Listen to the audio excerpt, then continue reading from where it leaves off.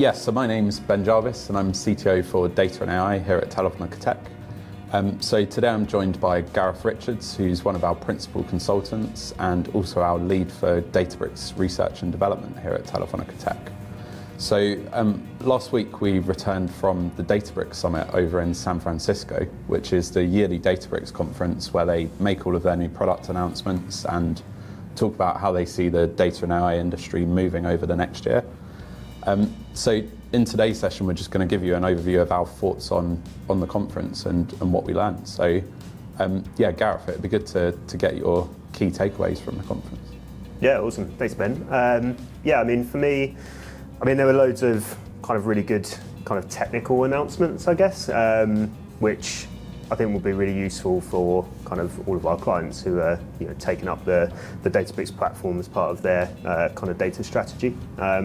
I think one of the ones that was really kind of interesting and exciting for me, though, was around the Databricks free edition. So it's been the kind of community edition of Databricks for a while.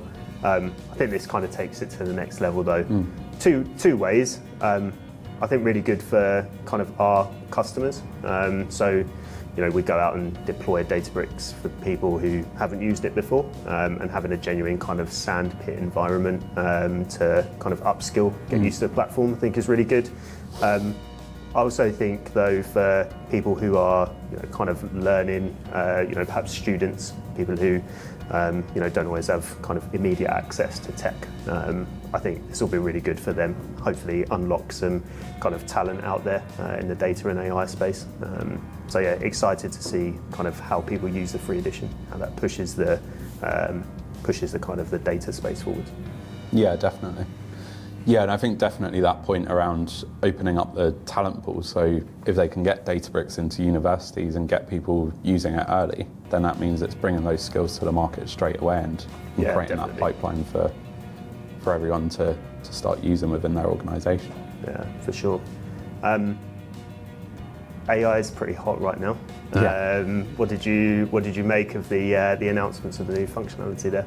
Yeah, so I think everything we've seen from Databricks is kind of gearing it towards being that single platform for data and AI.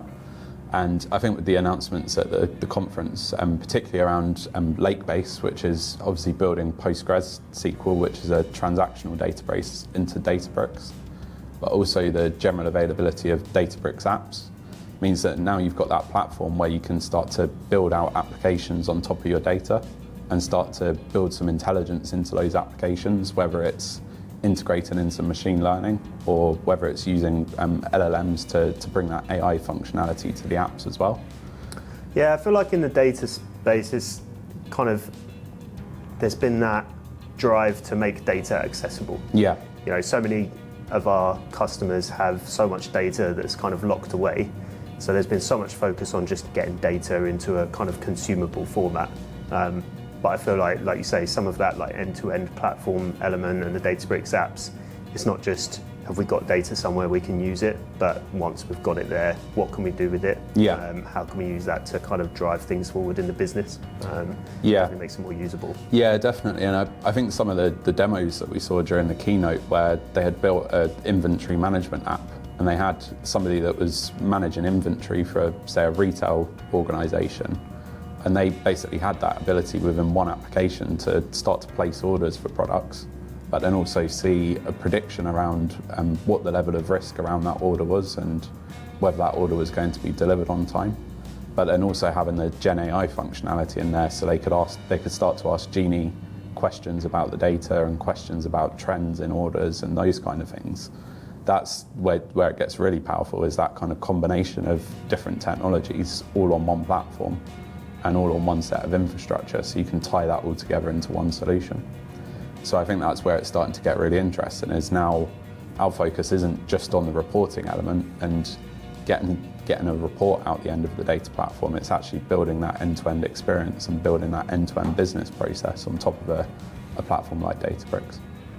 Yeah, and I think one of the other challenges sometimes is that the data that's available in the organisation isn't always all the data that is kind of helpful or usable from kind of a reporting point of view. Sometimes that procurement process to get new systems, and is there a system out there that does everything they want it to do, that it's not always all there. It doesn't always tick all the boxes. Whereas the ability to kind of do that, have like a genuine like transactional database within the data platform and the apps over the top. I think there's a lot of kind of probably blocked use cases that are out there which actually could be unblocked by some of that. Yeah, definitely. And there's a lot of clients that we talk to where they want to use the data platform as that kind of hub for all of their data across the organisation and use that for analytics and AI, but also start to use it for integration with other applications. I think that's where particularly the lake-based features are going to be really useful, because previously we'd have to move that data off to another database system so that we could build, say, an API on top of it to start to serve apps, where now we can do that all in one platform and literally just sync the data from our lakehouse into Lakebase and get that data there really easily and really accessible. I think the other thing that we're seeing in the AI space is kind of the commoditization of that building of AI applications. So one of the big features that was announced was Databricks, which is basically giving you that ability to build out agent-based applications really simply. And rather than us having to sort of stitch together those applications and use a framework to build out an AI agent so that we can automate a process or provide some kind of output to a user, with Databricks, you're now able to do that almost through a point-and-click interface. So you're essentially telling it what you want to achieve with that agent in terms of the business outcome. And then that's going off and starting to build out all of the components that are needed. So it's taking your data from your data platform, building an agent on top of it, getting all of the, building an AI-based judge so that it can start to test the outputs of that agent. And then starting to refine the approach. So I think we're almost getting to a stage where as data engineers and as AI engineers, our main focus will be on getting the data in the right place so that we can then plug a tool like Databricks on top of it and start to build out those AI use cases. Yeah, I think the thing that I liked particularly around that was the kind of the Databricks strategy to not just deliver another AI model that kind of goes out to what is already probably quite a bloated market in that respect, but actually have that focus on what's useful from a deployment point of view, but also what helps to kind of raise the quality as well.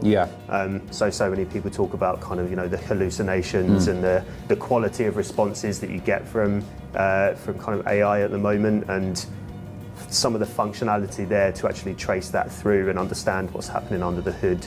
And kind of do that comparison of different models, especially to get that balance of kind of quality of response as well as the kind of the cost to implement and run the agents and so on. I think that focus on what is practically useful, I think is probably welcome to the market. Yeah, and I think that's the thing. I think a lot of the tools that are out there, they focus on giving you that low-code environment to build out these AI-based applications and build out agents and automate processes using AI. But then they don't necessarily consider that, how do you actually get it to production and how do you test and ensure that the outputs are as you expect?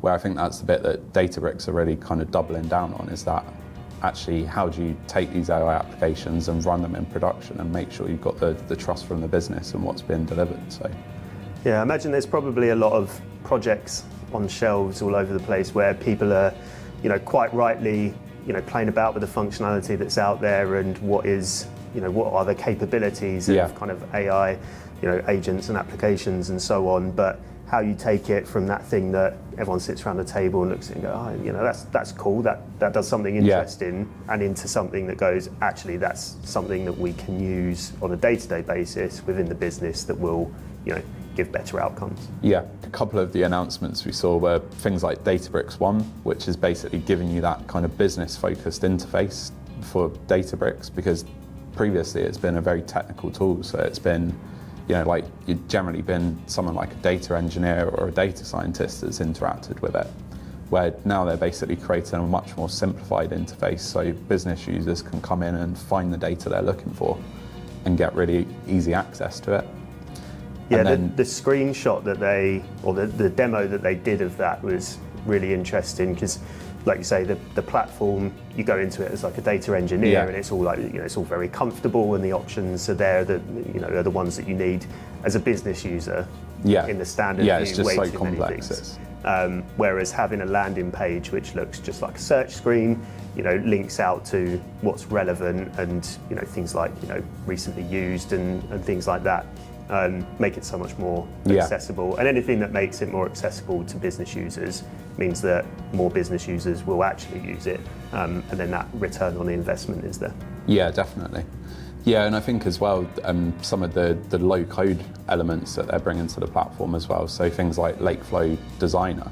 So now, rather than it just being a code-based tool, where you had to know something like Python or SQL to be able to interact with it, you've now got that low-code interface where, say somebody like a business analyst who's focused on the problems the business are trying to solve could come in, start to build out those workflows and start to build that in a low-code environment.